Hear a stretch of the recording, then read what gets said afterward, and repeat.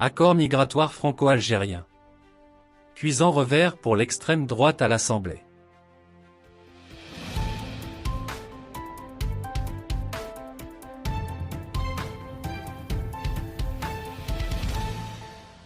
L'Assemblée nationale française a infligé, jeudi, un cuisant revers à l'extrême droite en rejetant par 151 voix contre 114 la proposition de résolution réclamant l'abrogation de l'accord migratoire franco-algérien de 1968.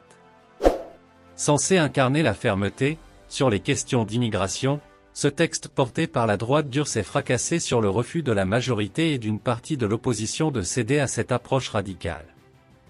Il est impensable de voter un texte défendu par une descendante de l'OAS, et applaudi par les héritiers des tortionnaires de l'Algérie, a notamment dénoncé la députée écologiste Sabrina Sebei pour expliquer son refus. Vous rejouez à l'infini la guerre d'Algérie.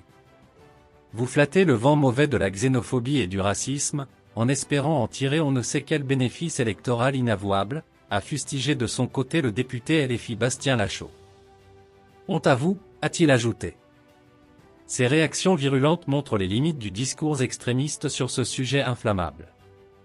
Pourtant, presque 50 ans après sa signature, le fameux accord d'Évian sur la circulation des personnes suscite des tensions croissantes en France. Toujours valable, il permet aux Algériens d'obtenir des visas plus facilement que d'autres étrangers et ouvre droit à certaines prestations sociales.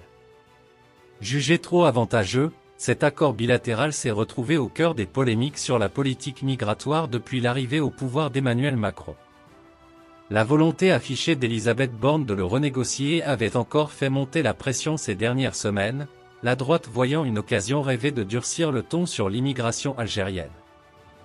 Mais en rejetant frontalement cette proposition radicale, la représentation nationale a évité d'envoyer un signal négatif à l'Algérie. Car si une dénonciation unilatérale de l'accord est peu probable en pratique, elle aurait inévitablement fragilisé les liens complexes entre Paris et Alger. Après la crise des visas de 2021, la relation bilatérale reste convalescente. Le gouvernement s'est d'ailleurs employé ces derniers jours à rassurer les autorités algériennes. Lors d'une visite à Alger fin novembre, Gérald Darmanin avait insisté sur la volonté française de renforcer la coopération migratoire, et non de remettre en cause les fondements de la relation bilatérale. Pas sûr pourtant que ce vote suffise à apaiser définitivement les craintes algériennes sur ce dossier explosif.